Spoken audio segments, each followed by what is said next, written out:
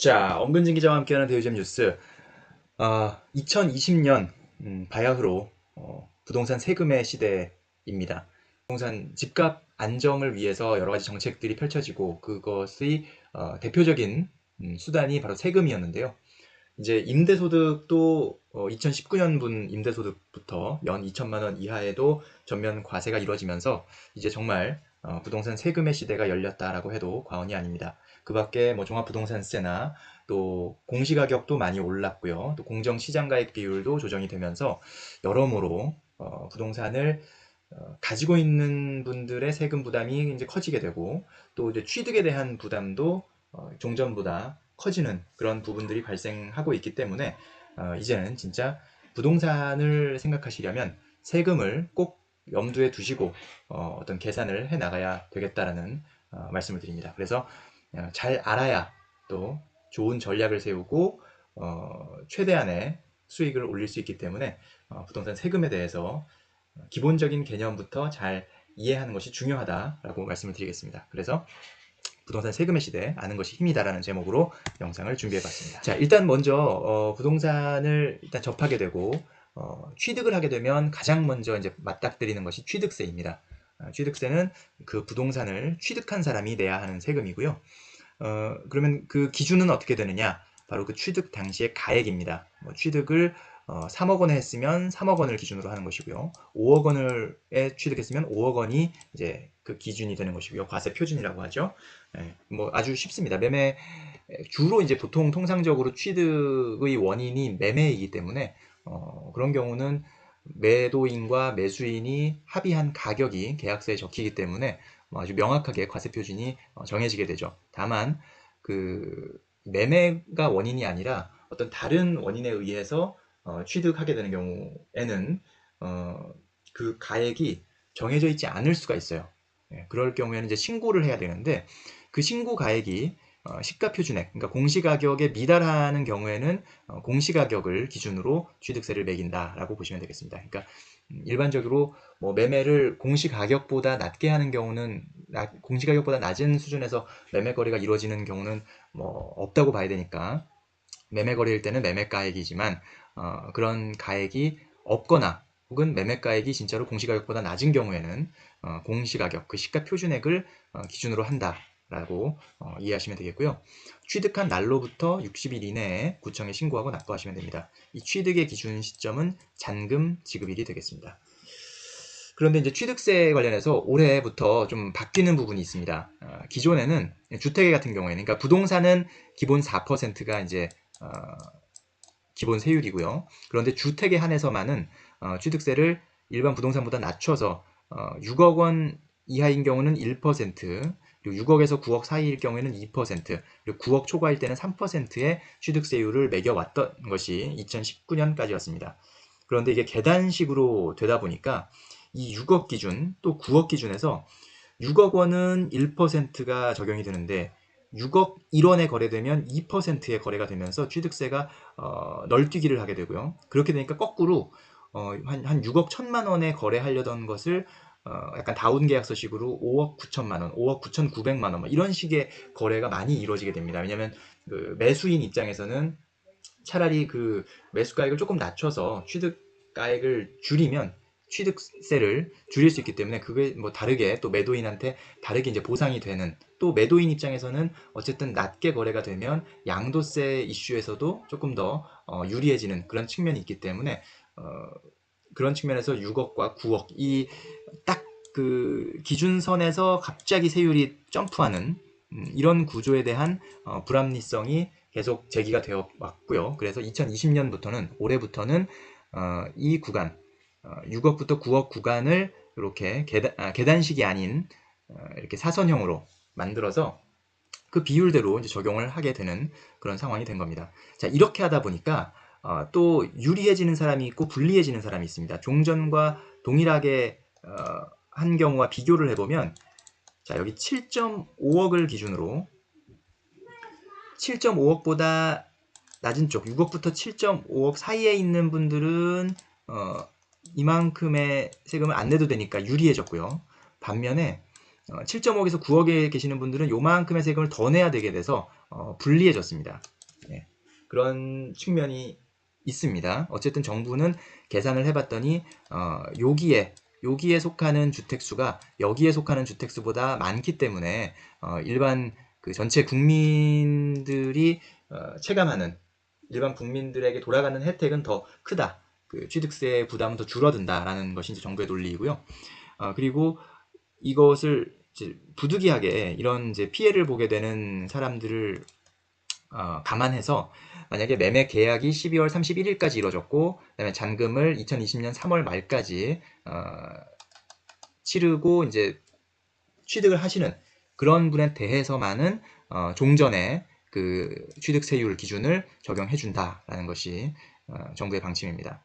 그리고 이것과 한 가지 더 이제 개선 바뀐 게 뭐냐 하면 아까 기본적으로 부동산은 4%의 세율인데 주택은 1, 2, 3%의 기준으로 적용된다고 하지 않았습니까?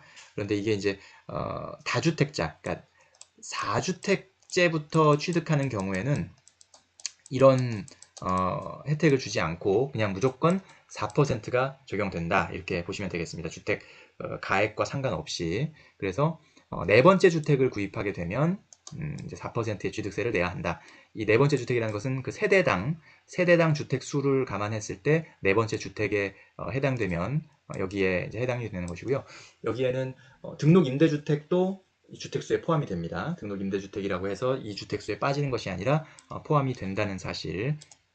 그리고 세대의 기준에는 만약에 배우자 그리고 자녀가 있는 경우도 따로 떨어져 살더라도 한 세대로 보게 되는데 자녀 같은 경우는 30세 미만인 경우 그러니까 배우자는 무조건 떨어져 살더라도 같은 세대로 봐서 이 주택수에 포함이 되고요.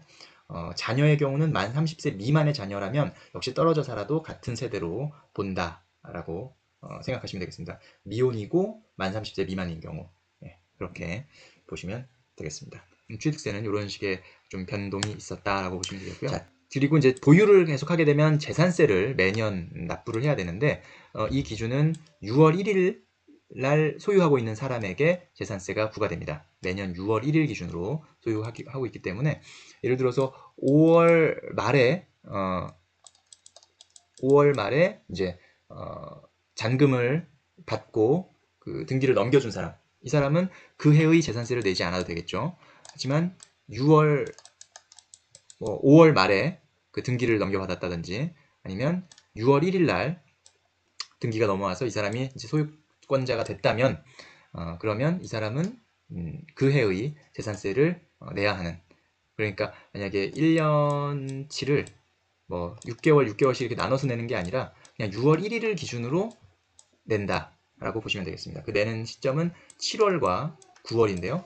이제 기본적으로 아파트, 뭐 주택은 이제 건물분과 토지분을 구분하지 않고 그냥 건물분과 토지분을 한꺼번에 이렇게 가격을 매겨서 그걸 2분의 1로 나눠서 7월과 9월에 반반씩 내는 뭐 그런 구조이고요. 나머지 부동산은 7월에는 건물분 그리고 9월에는 토지분 이렇게 나눠서 재산세를 낸다 이렇게 생각하시면 됩니다.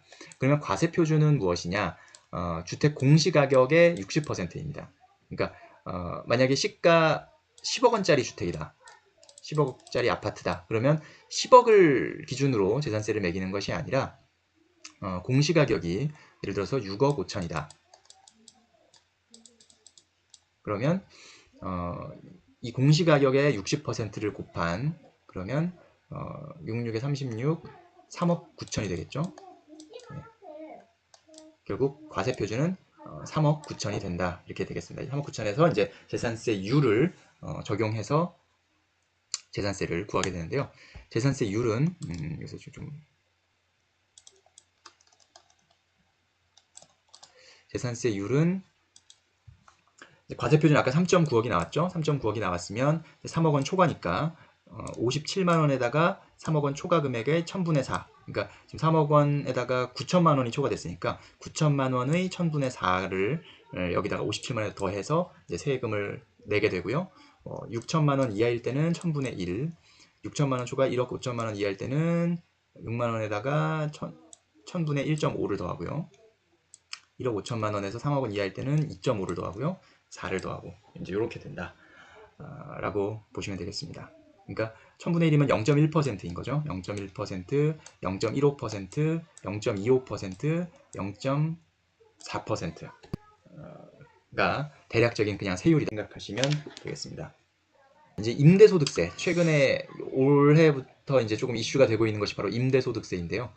그 전까지만 해도 연 2천만 원 이하인 경우에는 임대소득세에 대한 세금을 내지 않아 왔기 때문에 별 문제가 없었습니다. 일반적인 그냥 뭐 월세 하나 정도 받고 있는 분들한테는 큰 문제가 되지 않았는데, 이제 2019년부터 연 2천만 원 이하의 임대소득에도 과세가 되게 됐고, 그것을 실제로 신고하고 납부하는 시점이 바로 2020년이기 때문에 바로 올해부터 이제 임대소득세에 대한 관심이 높아졌습니다.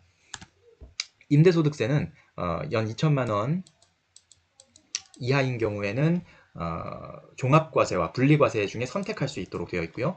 2천만 원 이상인 초과인 경우에는 이제 종합과세로만 할 수 있습니다. 선택을 할 수가 없는 그런 상황이죠. 이미 과세가 되고 있었고요. 그래서 보면 종합과세와 분리과세의 차이점을 한번 봅시다. 자, 위에 부분은 종합과세입니다. 그래서 내 주택 임대 소득과 거기에 내 종합과세 대상 다른 소득, 뭐 이자소득, 뭐 배당소득, 사업소득, 그다음에 근로소득 이런 것들을 다 합친 그 종합소득에다가 누진세율 6에서 42% 그 어떤 구간에 따라서 적용을 해서 세금이 이제 산출이 되겠고요. 반면에 분리과세는 주택 임대소득은 이제 무조건 그냥 분리과세율인 14%로만 계산을 하고 나머지 종합과세 대상 다른 소득은 그 소득의 구간에 따라서 누진 세율 6에서 42%를 적용해서 그 합으로 계산이 됩니다. 그러니까 다시 말하면 종합과세 대상 다른 소득이 많아서 누진세율이 14% 이상 될 것 같은 사람은 이거를 분리과세하는 게 낫겠고요. 이 종합과세 대상 다른 소득이 적어서 어차피 다 합쳐도 누진세율이 6%를 적용받을 수 있다, 14%보다 낮게 적용받을 수 있다 하는 분들은 종합과세를 선택하시는 것이 유리하겠다라고 보실 수가 있겠습니다. 자, 계산 구조를 보면요. 일단 수입금액, 이 수입금액이라는 것은 내가 월세를 직접 받는, 그리고 간주임대료를 다 더한 그런 액수를 말합니다. 간주임대료라는 것은 전세 보증금 같은 경우는 그냥 단순히 월세랑 더할 수가 없기 때문에 그 보증금을 월세처럼 이렇게 전환해서 임대료를 간주하는 입니다. 그래서 일단 그 월세와 간주임대료, 2주택자는 월세만으로도 과세 대상이 되고요. 3주택자인 경우에는 전세 보증금 합계가 3억 원을 넘어가는 경우에도 역시 과세 대상이 됩니다. 그래서 이 수입금액에다가 필요경비율을 이제 적용하는데요. 등록임대주택, 그러니까 지자체와 세무서에 모두 등록한, 그리고 임대료의 연 증가율이 5%를 넘지 않는 이런 주택에는 60%의 필요경비율을 반영해주고요. 등록하지 않은 주택, 세무서에만 등록한 주택, 이런 주택은 50%의 필요경비율을 적용합니다. 그래서 이 수입금액에서 필요경비율을 뺀 것을 이제 소득금액이라고 하고요. 이 소득금액에다가 기본공제를 빼준 그 액수를 이제 과세표준이라고 하게 되는데요. 기본공제는 내 월세소득 또 간주임대료를 다 합한 그 수입금액을 제외한 다른 종합소득금액이 2천만 원 이하인 경우에는 등록임대주택은 400만 원, 그리고 미등록임대주택은 200만 원을 공제를 해줍니다. 그러니까 뭐 종합소득금액이 이미 2천만 원을 넘어선 경우에는 어쨌든 기본공제는 받을 수가 없는 그런 상황이라고 보시면 되겠습니다. 필요경비는 무조건 받을 수 있는 것이고요. 기본공제는 이 종합소득금액이 2천만 원을 넘지 않아야만 받을 수 있는 혜택이다 라고 보시면 되겠습니다. 그렇게 하면 이제 과세표준이 나오는데, 여기다가 14%를 곱하면 이제 세액이 산출이 됩니다. 거기에서 만약에 이 국민주택 규모 주택이다, 그 이하의 85제곱미터 이하의 주택이고 좀 저렴한 주택이고 이렇게 되면 또 임대소득 세액을 감면해 주는데요. 단기 4년 등록 임대주택은 30%를 감면해주고 8년 장기 등록 임대주택은 75%를 감면해줍니다. 미등록 임대주택은 이 세액 감면 혜택이 없고요. 그렇게 해서 최종 결정세액이 나온다. 그 결정세 계산 구조를 조금 더 보겠습니다. 아까는 이제 등록 임대주택과 미등록 임대주택을 좀 구분했다면, 이번에는 종합과세를 선택한 케이스와 분리과세를 선택한 케이스를 조금 살펴보겠습니다.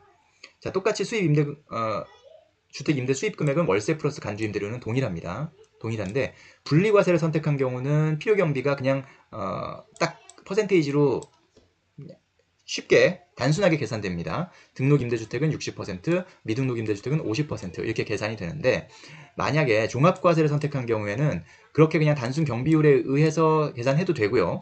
아니고 나는 장부를 작성했다. 그러면 실제 지출한 경비를 필요 경비로 신고할 수 있습니다. 네, 이거는 이제 본인이 어떻게 하느냐를 어떻게 하는 것이 나한테 더 유리하느냐 내 상황에서 이런 것들을 잘 감안해서 판단하셔야겠고요. 그렇게 해서 이제 수입 금액에서 필요 경비를 빼면 종합 소득 금액이 나오게 됩니다. 그렇죠? 소득 금액이 나오게 되죠. 주택임대 소득 금액과 종합과세 대상 다른 소득 금액을 합한 종합 소득 금액을 종합과세를 선택하신 분들은 이거를 산출을 해야 될 거고요. 분리과세를 선택한 사람은 뭐 종합소득 금액을 산출할 필요는 없는 거죠. 네. 그리고 이제 이 다음 단계에서는 이제 소득공제, 뭐 인적공제 등 각종 소득공제를 종합과세에서는 받게 되는 거고요.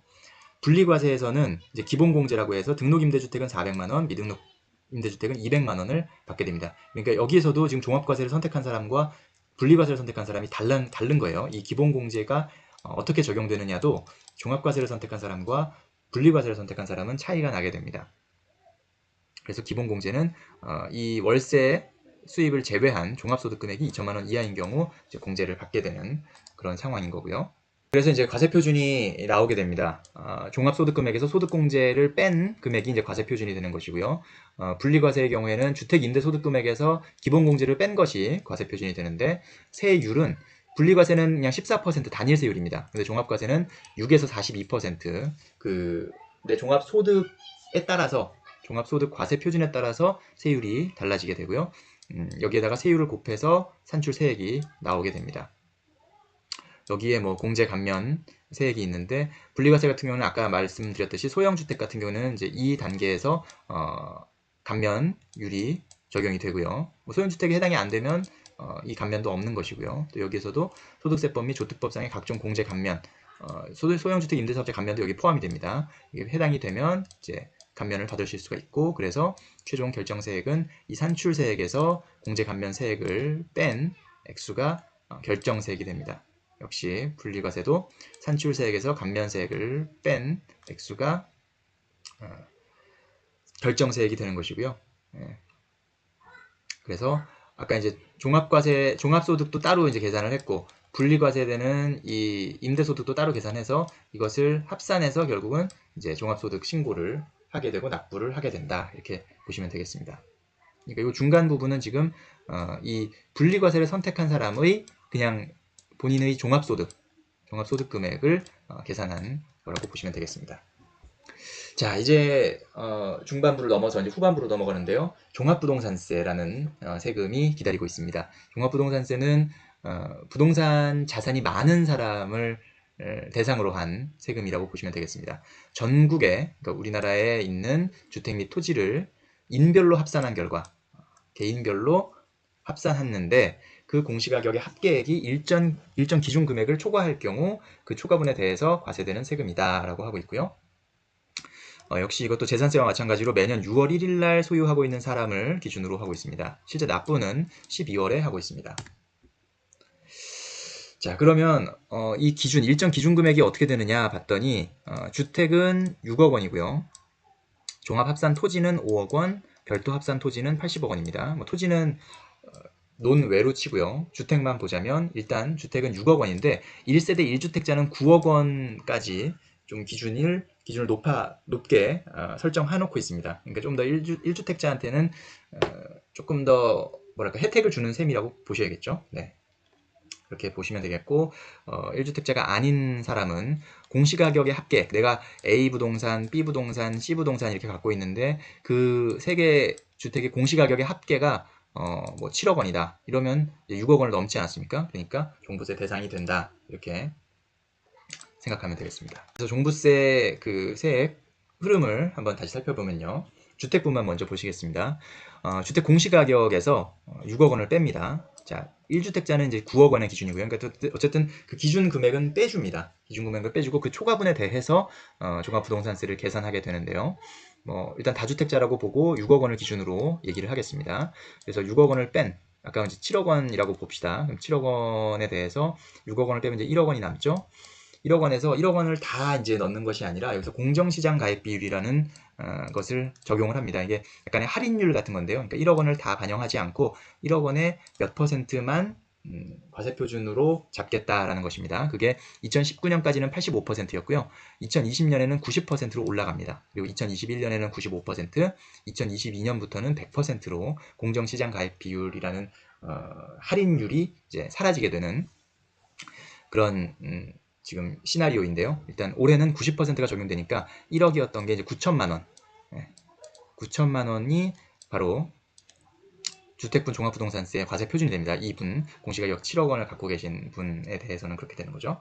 그럼 과세 표준이 3억 원 이하니까 0.5%의 세율을 적용받고, 하지만 앞서서 이 7억 원 예를 든 사람이 A, B, C 부동산의 합계가 그랬으니까 그럼 3주택인 경우에는 0.5가 아니라 0.6을 적용받게 되는 상황이고요. 6억 원 이하일 때 0.7 이렇게 조금씩 과세 표준이 높을수록 더 높은 세율을 적용받고요. 또 주택이 다주택자일수록, 그러니까 3주택 이상일수록 더 또 높은 세율을 적용받는다. 자, 그래서 이제 종합부동산 세액이 산출이 되게 되는데, 여기에서 또 공제를 해줍니다. 재산세액을 공제해 주는데, 그러니까 재산세로 부과된 세액 중 종합부동산세 과세표준금액에 부과된 재산세 상당액을 빼줍니다. 그러니까 재산세로 부과된 액수 중에 그 종합부동산세 과세표준금액에 해당하는 그 금액에 부과된 재산세 부분은 빼준다는 거죠. 그렇게 해서 주택분 산출 세액이 나오게 되고요. 여기에서 또 세액 공제가 이루어집니다. 1세대 1주택 같은 경우는 보유 기간에 따라서 세액 공제가 이루어지고, 또 연령에 따라서 고령의 어르신들이 갖고 계신 경우에는 이런 부분들은 또 빼준다. 그래서 이걸 중복 적용이 가능한데 한도는 70%다 이렇게 보시면 되겠고, 이거는 이제 1세대 1주택에 한한 거기 때문에 제가 이제 앞에서 설명했던 ABC 부동산을 가진 총 공시가격 합계액이 7억 원인 분의 경우에는 이 세액공제는 해당이 안 되는 케이스죠. 하지만 만약에 1세대 1주택자이셨고 공시가격 합계액이 합계가 아니라 공시가격이 이제 10억 원이셨다. 그러면 이제 1세대 1주택자 9억 원을 넘는 그런 분이기 때문에 종부세 대상이 되는 분이었고, 그래서 이게 쭉쭉쭉 계산이 되지만 이분은 이런 세액공제를 받을 수가 있다라고 말씀드리고요. 그다음에 세부담 상한 초과세액. 그러니까 직전 연도 총세액 상당액에서 일정 부분 이상 점프는 못합니다. 그러니까 일반적인 그냥 케이스에서는 이제 150%를 넘지 못하도록 되어 있고요. 다만 조정 대상 지역의 2주택일 경우에는 전년도 대비해서 2배까지 가능하고, 3주택일 경우에는 3배까지도 가능한 그런 상황입니다. 그래서 이 부분을 초과세액을 감안해서 결국 최종 납부할 세액이 이제 계산이 돼서 이 부분을 납부를 하게 되는 상황이고요. 만약에 이게 250만 원을 넘는 경우에는 분납도 가능하다, 이렇게 설명을 하고 있습니다. 그러니까 종부세는 상당히 부동산을 많이 갖고 있는 사람이 내는 세금이다, 이렇게 보시면 되겠습니다. 자, 그리고 이제 마지막 그 부동산 세금에 어떻게 보면 가장 끝판왕이라고 볼 수 있는 게 양도소득세죠. 예, 양도소득세 가장 액수도 큰 세금이고요. 그래서 많은 사람들이 어떻게 하면 양도소득세를 줄일 수 있을까 고민하는 그런 세금이기도 한데요. 이것은 일단 명확합니다. 자산의 양도에 따라 발생한 소득에 과세되는 세금입니다. 그러니까 단순하게 내가 보유하고 있는 집이 예를 들어서 내가 5억 원에 샀는데 그게 7억 원이 됐다. 그러면 이제 2억 원이 오른 것이 않습니까? 근데 단순히 그냥 올랐다고 해서 내는 것이 아니라 내가 이 집을 판 시점에 7억 원에 팔았으면 2억 원의 차익이 발생했으니까 이거에 대한 세금을 내야 되는 것이고요. 만약에 그냥 현재 7억으로 올라 있는 상태면 나는 양도소득세를 한 푼도 안 내도 돼요. 이러다가 다시 이 집이 5억으로 떨어질 수도 있어요. 그러면 5억에 샀고 이게 7억까지 올랐다가 5억이 됐는데 내가 이때 팔았다. 5억에 사서 5억에 팔았다. 그러면 양도소득세는 안 내도 되는 거죠. 빵원인 거죠. 그러니까 실제로 내가 거래를 해서 이 양도차익이 실현됐을 때 그때 양도소득세는 내는 것이다 라고 보시면 되겠고요. 그 양도일이 속한 달의 말일부터 2개월 이내에 관할 세무서에 신고 납부해야 된다. 그러니까 만약에 예를 들어서 지금 이번 달에 1월에 양도를 하셨다. 그러면 1월 말일부터 2개월이니까 2월 말, 3월 말, 그러니까 3월 말까지 관할 세무서에 신고 납부를 하면 되는 것이 양도소득세다. 이 양도세는 어떻게 계산이 되냐? 자, 앞서서 이 부동산을 내가 양도했을 때, 팔았을 때 실제 거래 가액을 일단 출발합니다. 거기서 아까 5억에 사서 7억에 팔았다고 가정을 해봅시다. 그러면 이제 7억이 양도 가액이 되는 거죠. 그리고 취득 가액, 부동산 등의 취득 당시의 실질 거래액. 이제 아까 5억에 사서 7억에 팔았다고 했으니까 5억이 바로 취득 가액이 되는 거죠. 그러니까 양도 가액에서 취득 가액을 빼주면 되는데, 만약에 실질 거래 가액을 확인할 수 없는 경우, 이 취득 당시에 그 얼마에 취득했는지를 확인할 수 없는 경우에는 매매 사례 가액이나 감정 가액, 환산 취득 가액을 적용 가능하다고 되어 있습니다. 여기에다가 필요 경비를 또 빼줍니다. 설비비나 계량비, 자본적 지출액, 양도비 이런 것들을 이제 빼주도록 되어 있고요. 그래서 만약에 7억에서 5억을 빼고 필요 경비가 예를 들어서 3천만 원이었다. 그러면 2억에다가 3천만 원 빼니까 1억 7천만 원이 양도 차익이 되겠죠. 필요 경비까지 뺀. 거기에다가 장기 보유 특별공제를 이제 적용받게 되는데요. 1세대 1주택인 경우에는 이렇게 쭉쭉쭉 1년에 8%씩 계산해서 최종 최대 80%까지 받을 수가 있고요. 1세대 1주택 외에 그런 케이스에는 최대 30%까지만 장기보유 특별공제를 받을 수가 있다. 등록 임대주택인 경우에는 30%보다 더 많이 받아서 50%, 70% 이렇게 받을 수가 있고요. 자, 그래서 장기보유 특별공제까지 빼면 이제 양도소득 금액이 나오고요. 여기에다가 일단 기본으로 250만 원을 빼줍니다. 양도소득 기본공제 250만 원을 빼주고요. 그렇게 해서 양도소득 과세 표준이 드디어 이제 나오게 됩니다. 이 양도소득 과세 표준에다가 세율을 곱해서 산출세액이 계산되고 이 산출세액에 또 세액공제와 감면세액, 여러 외국 납부세액공제와 조세특례제한법상 감면세액 이런 것들이 있는데 이런 것까지 최종 반영해서 자진 납부할 세액이 산출이 됩니다. 이렇게 해서 이 금액을 이제 내시면 됩니다. 세율 같은 경우에는 이게 이제 종합소득세율과 동일합니다. 그래서 적게는 6%에서 많게는 42%까지 있고요. 1200만 원 이하, 4600만 원 이하, 8800만 원 이하, 1억 5천만 원 이하, 3억 원 이하, 5억 원 이하, 5억 원 초과 이런 식으로 구분이 되어 있습니다. 여기서 파리 대책에서 다주택자 양도세 중과라는 그런 대책이 나왔고, 거기에서 다주택자 1세대 2주택 이상인 사람, 1세대 3주택 이상인 사람, 이런 사람들은 기본세율에다가 플러스 10%포인트, 플러스 20%포인트 이렇게 붙는다 라고 보시면 되겠고요. 기본적으로 보유기간이 1년 미만인 경우에는 50%, 2년 미만인 경우에는 40%가 붙고, 보유기간이 2년이 넘어야 이제 기본세율을 적용받게 됩니다. 분양권은 기본적으로 50%의 양도세를 낸다라고 보시면 되겠습니다. 자, 이렇게 해서 엄근진 기자와 함께하는 대유점 뉴스, 부동산 세금에 대한 일단 어떤 세금들이 있고, 그 다음에 이 세금들이 기본적으로 어떤 속성을 갖고 있고 어떻게 부과가 되는지를 살펴봤습니다. 조금 간단하게 하려고 했는데 또 하다 보니까 조금 또 세세한 부분까지 설명이 됐는데요. 일단은 기본적으로 이런 세금들이 있는 것들을 알고 계시고, 어떻게 부과되는지를 알고 계시고, 앞으로는 취득할 때, 또 보유할 때, 또 팔 때 어떤 세금이 얼마나 부과가 되는지를 감안하셔서 그런 부분들에 대한 순서나 전략이나 이런 것들도 참고를 하셨으면 좋겠고요. 그리고 요 다음 영상에서는 그런 각 세금별로 좀 절세할 수 있는 포인트들이 어떤 것들이 있는지를 한번 같이 살펴보도록 하겠습니다. 자, 엄근진 기자와 함께하는 대유점 뉴스, 좋아요와 구독, 또 알림 설정까지 많이 눌러주시고요. 저도 자주자주 인사드릴 수 있도록 노력하겠습니다. 감사합니다.